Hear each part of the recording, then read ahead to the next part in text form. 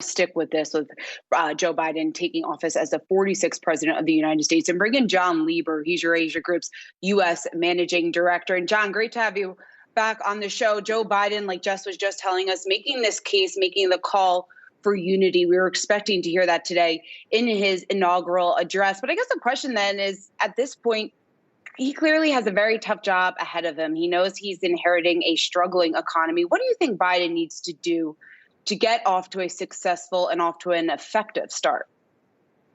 Thank you. I think Biden's speech was good, fine. Everything was great. And the calls for unity are wonderful and important. And this is obviously a very divided time in the United States.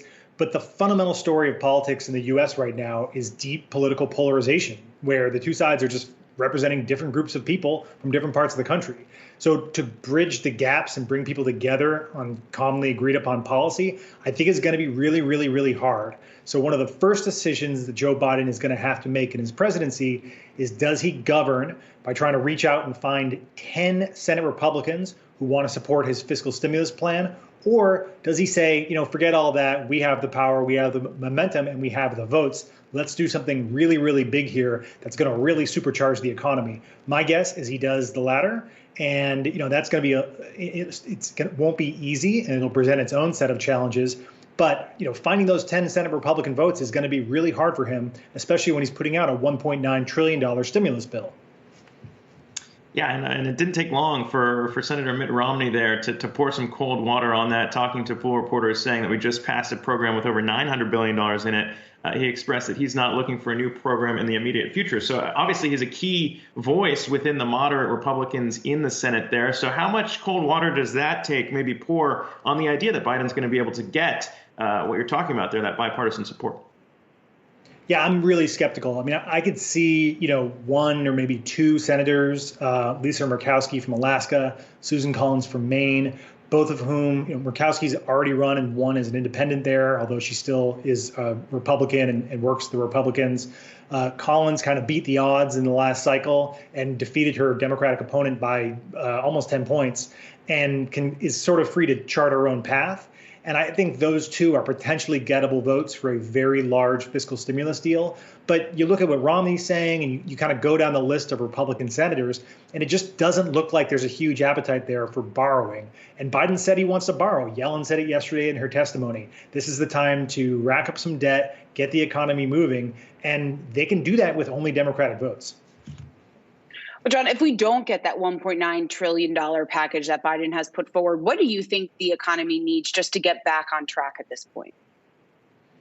Like Romney said, Congress just passed $900 billion.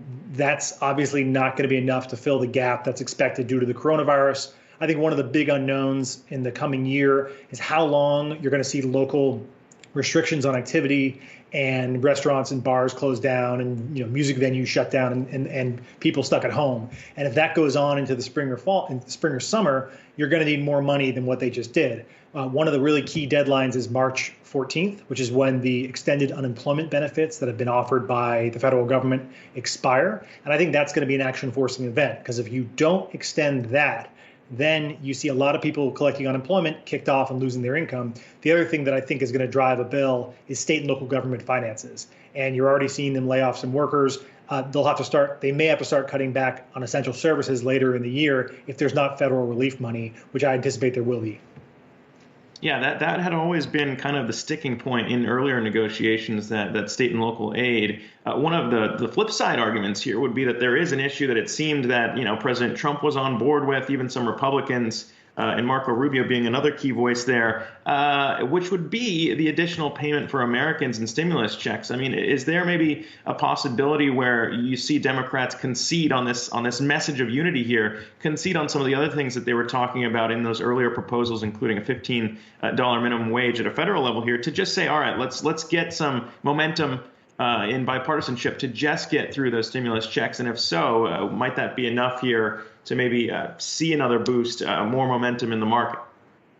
It's possible. And I mean, I think those $1,400 checks would be a huge boost to personal income. I mean, if you look back at April when the government did $1,200 checks, That was the single biggest monthly growth in personal income in American history that led to a spike in savings rates that was then spent down over the subsequent months. So a new round of stimulus checks like that would probably have a similar effect, but it wouldn't solve the problem of people who don't have jobs right now, not having any income. That's why you need unemployment insurance. And it also wouldn't solve the problem of these state and local governments who are running out of cash being able to keep operations going. So I think those two things will basically have to be a part of any deal. And the stimulus checks may bring along some Republicans, but they're really expensive. They're poorly targeted.